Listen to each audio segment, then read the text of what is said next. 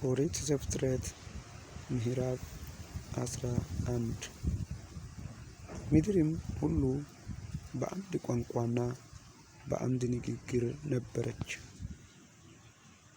ከምስራቅም ተነስተው በሄዱ ጊዜ በሰናዖር ምድር አንድ ሜዳ አገኙ፣ በዚያም ተቀመጡ።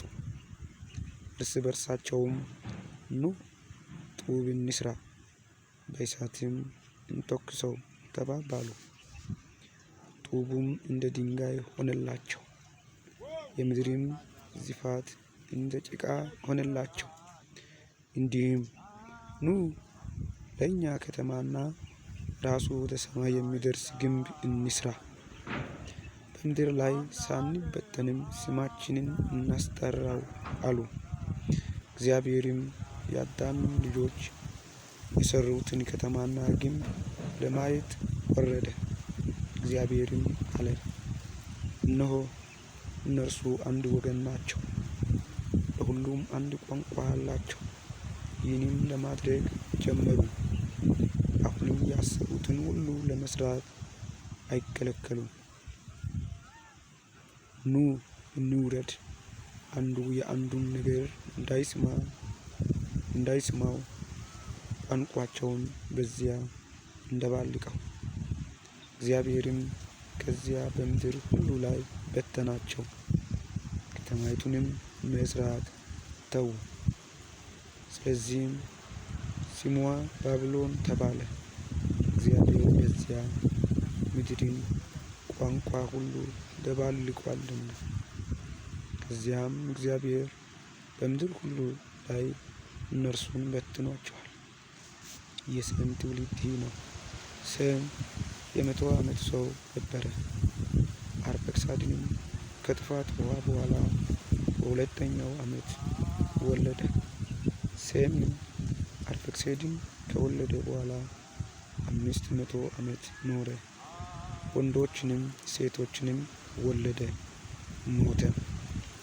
አርፈክስድም 135 ዓመት ኖረ፣ ቃይናንንም ወለደ። አርፈክስድም ቃይንንም ከወለደ በኋላ 400 ዓመት ኖረ፣ ወንዶችንም ሴቶችንም ወለደ፣ ሞተም። ቃይንምም 130 ዓመት ኖረ፣ ሳላንም ወለደ። ቃይንምም ሳላን ከወለደ በኋላ 330 ዓመት ኖረ፣ ወንዶችንም ሴቶችንም ወለደ፣ ሞተም። ሳላም 130 ዓመት ኖረ፣ ኤቦርንም ወለደ። ሳላ ኤቦርን ከወለደ በኋላ 330 ዓመት ኖረ፣ ወንዶችንም ሴቶችንም ወለደ፣ ሞተም።